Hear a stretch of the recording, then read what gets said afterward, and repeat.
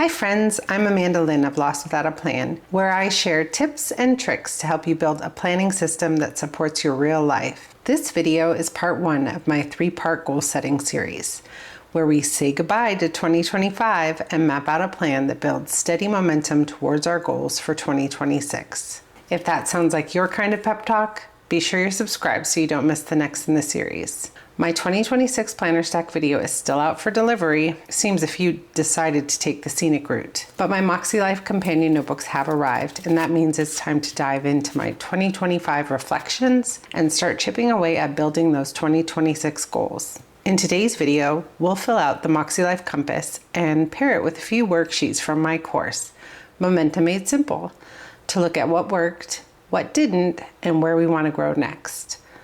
Before I dive into setting new goals, I like to pause and reflect. That pause is the first step in my Fresh Start framework that lives in Momentum Made Simple.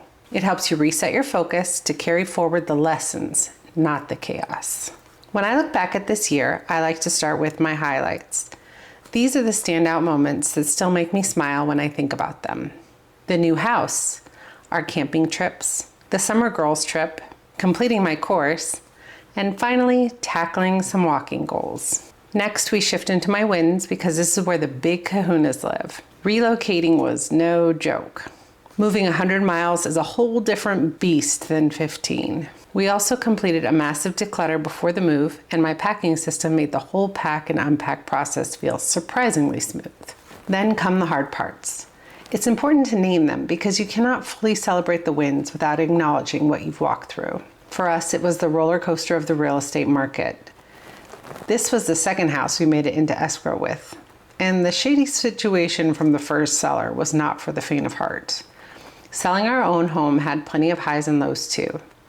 On top of that, I was sick for most of September with the worst illness I've had since RSV back in 2019. Then there's my sister's health scare. It has been a year. Gratitude comes next because it steadies everything. I'm grateful for the new community we've found, friends back home who continue to support us, the strength of our family unit, and the new church we landed in. A few lessons round out this section. This year taught me that I'm feeling a little lost in myself. Everything's fine, but I've just been missing my spark. I want to bring that back in the new year. I also learned that health is an ongoing process. I need to tweak the system again to find a rhythm that feels sustainable. More check-ins, shorter programs, small pivots that keep things moving instead of unraveling. Self-care gets its own moment too because it deserves it. This year I upped my step count and averaged around 8,500 a day. I didn't hit my dream of 10K, but with the major move and a month knocked out by illness, I'm calling this a solid win. Then I look at what I'm keeping and what I'm releasing. Healthy habits and curiosity are coming with me into 2026. They feel like anchors. I'm releasing my management team duties because the distance makes it harder to help out the way I wanted to. I'll support from afar in small ways, but the heavy lifting needs to fall on the people who can show up in person all the time. I'm also letting go of in-person Pilates this year because the studios here just don't compare to what I was spoiled with in LA. This year I'm switching to an at-home program, and I'm oddly excited about it. Now that we've reflected, we're ready to move on to the MakseLife Compass. This compass gives you a visual snapshot of how each area of life is feeling. Sierra offers this in a free printable on their website, so I'll link that below if you want one for yourself. Before we start fresh, I like to flip back to my 2025 compass to see where things stood last December. A lot has changed since then. I do fill out one of these every quarter, so I've watched the ups and downs all year long. I tend to skip the one at the end of the planner because it feels repetitive when you're moving into a new one. I've already filled out my compass questionnaire, which I only do at the start of the year. The other quarters are rated more by perception. I add up the scores, divide by the number of questions, and round down if it's a fraction, because rounding up feels a little presumptuous for an annual reset. Once I have my numbers, we move them over and start coloring in. Last year, I had come off of a year with a cancer scare and a big surgery, so my mindset was very grateful about where I was. Now that I've had a whole year to process, I'm feeling capable of taking some new steps.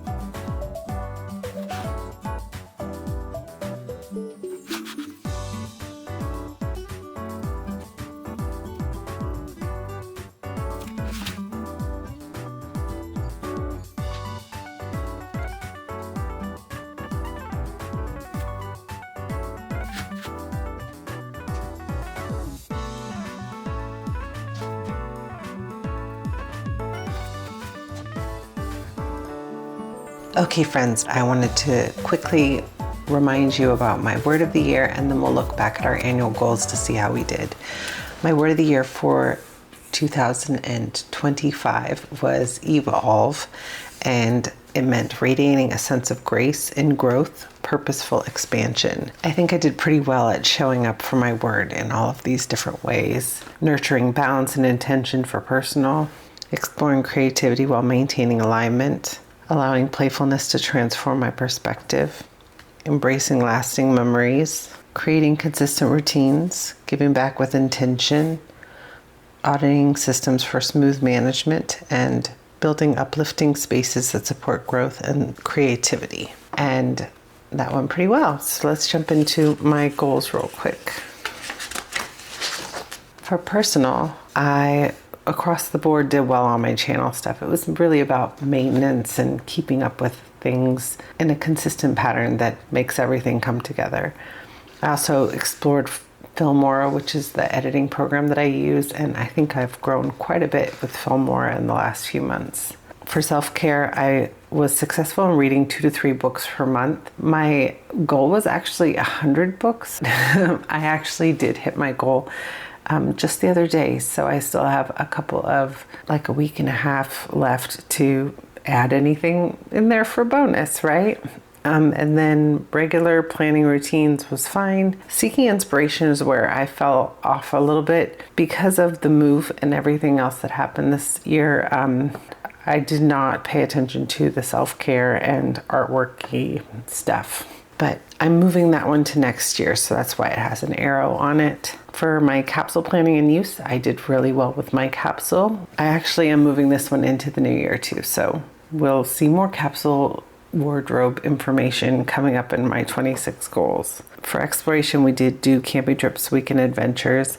The one thing that I haven't done yet really is finding new fun in my community, because since we've moved, it's just been a lot of admin and maintenance and learning routines. So finding the fun places in town hasn't quite happened yet, but I'm certain that we're settled enough now that we can actually go and explore a little bit more. Celebrate went well. All of the things happened.